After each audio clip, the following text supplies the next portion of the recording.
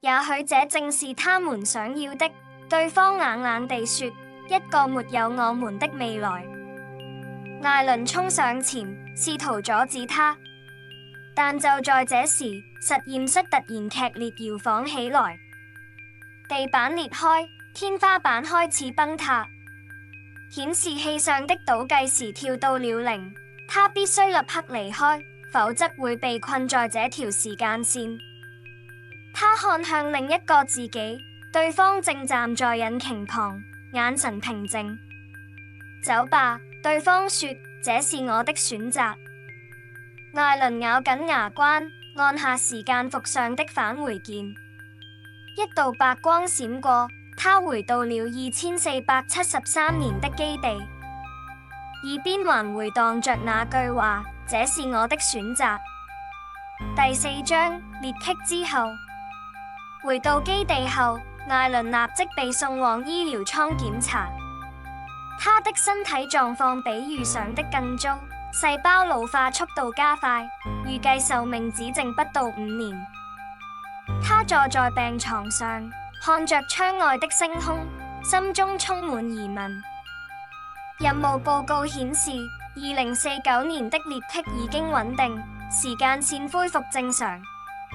但艾倫知道，這只是表面。他遇到的那個另一個自己，還有那些關於時間循環的說法，讓他無法釋懷。